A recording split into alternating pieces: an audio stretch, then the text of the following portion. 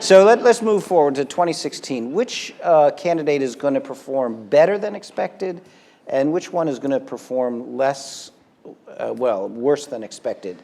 You pick on the Republican or the Democratic side? Well, the Democratic side at this stage looks like they have only one possible contender in Secretary Clinton. And, of course, I felt the same way in 2008. She had a young, 2-year veteran of the Senate running against her who had not had a leadership position in the state Senate. And this was Barack Obama. And he caught lightning in a jar, did a terrific job at debates, and beat her. So something like that could happen on the Democratic side. I don't think it's likely to happen.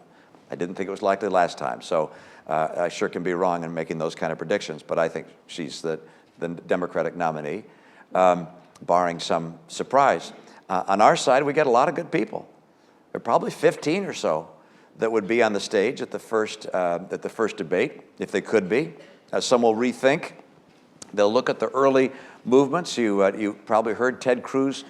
The rumor is raised $31 million for his PAC, super PAC, in the first week or two. If that's the case, that's going to scare some people away, I imagine. Governor Bush has likewise been very successful in pulling together people who are Republican fundraisers, and will probably show a big number in his fundraising when the report comes out, and that'll scare away some people. So on the money front, the money primary, if you will, there'll be several who really stand out. Governor Bush will be one. Ted Cruz will be one. I think Rand Paul will be one of those. I don't know whether Chris Christie and Marco Rubio have been out gathering those funds at this stage and where they are in that regard. Time will tell. I do think that during the process where I became nominee, that the debates will be really, really important. And we'll probably have a more limited number. We had 20 debates. I'm sure you watched them all. And I watched most of them. But we'll get it down to 8 or 10. And so I think there'll be a big audience for those. And there'll be probably one in Iowa, and there'll be one in South Carolina, and one in New Hampshire, these early states, one in Nevada probably, one at the Reagan Library. And so there'll be a big audience, and I think you're going to see very skilled debaters. I think Ted Cruz will stand out. I think Marco Rubio will stand out. Governor Bush has debated very effectively in races in the past. I think he'll stand out. If Mike Huckabee gets in, those of you who've seen Mike Huckabee know that he has a homespun kind of manner that's very effective, and he'll connect with a lot of folks. So I can't tell you who's going to win the debates, but I think the debate will have a big impact. And the first four, you probably don't follow this like I do, but the first 4 states are Iowa, then New Hampshire, then South Carolina and Nevada, and then we have a super primary on March 1st, where a lot of southern states all go at the same time. And it's conceivable that one person wins Iowa and a different one wins New Hampshire, and then you come to South Carolina, maybe Lindsey Graham, who, by the way, Lindsey is steeped in foreign policy matters, like Marco Rubio. Lindsey could win his home state, South Carolina, if he gets in. I expect him to. And then you go to Nevada. That's a place where libertarians have a pretty big sway. It's a caucus state, so libertarians could be very active there. You could have Rand Paul win in Nevada. So you could have 4 different Republicans win in 4 different states and go on to the super March 1st with a lot of people getting delegates because they're going to be awarded proportionally on March 1st. So this could go on for a while. That's one scenario. Of course, the other scenario is someone wins the first 4 and goes on and quickly becomes our nominee. Again, I can't predict how it'll go. You did so well with the other March Madness. I thought you'd get this one, but I have my bracket filled out, but I'm not going to show it to you until well late in the game. So I'm going to ask one more question, and then we will have mics, and I believe there's where the mics will be. If you want to ask a question, you go there. Or you can just shout it out if you get loud enough. So there's one on this end, and there's one at that end. All right. It's really a double-barreled question. The first is there a Republican who could win the nomination that you would not support in the general, that you say, wow, that is so far from where the Republican Party should be that you would just sit that one out? And the follow-up is there a foreign policy issue that you think will be critical in this election that we should be paying attention to?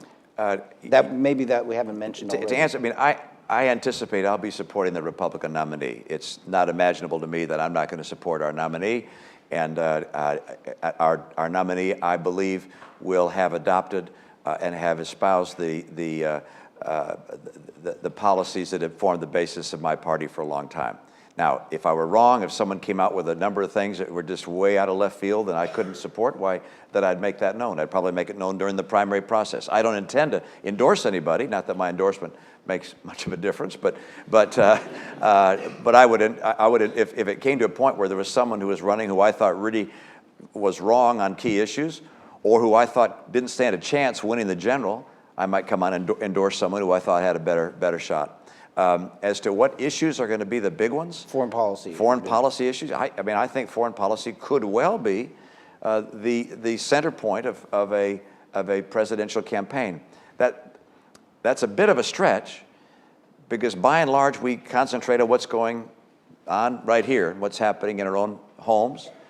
But a terror event or an event somewhere in the world that was threatening to our friends or to the global stability of the planet could make us concentrate more on foreign policy.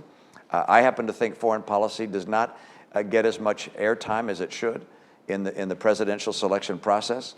But clearly what's happening with ISIL could develop that. What Russia does could make that become a number one issue. What's happening across Northern Africa, the Middle East. I mean, things happening in Latin America could put that front and center. Even in Asia, I don't forecast that happening in Asia immediately, but China saying the South China Sea is theirs is obviously problematic. I mean, about a third of the world's trade passes through the South China Sea.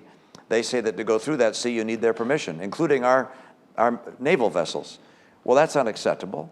That the seas have been opened to people of the world. That's something which we can't abide by. I don't expect that to rise to a crescendo prior to 2016, but I think foreign policy could well be it. And I think right now you'd have to say that ISIS is the place where that's most likely. Is there a candidate who's particularly on our side or on the Republican side? They just revealed my... He's like members of the media, just on the opposite side. I got tenure, thank goodness. Right. But despite your political persuasion, yes, right? Is there someone on the Republican side who's particularly vulnerable on foreign policy? I'm not going to take a shot at anybody on our side of the aisle. Okay. And there are a number who are known for their foreign policy credentials, and if foreign policy becomes the big issue, that will help them.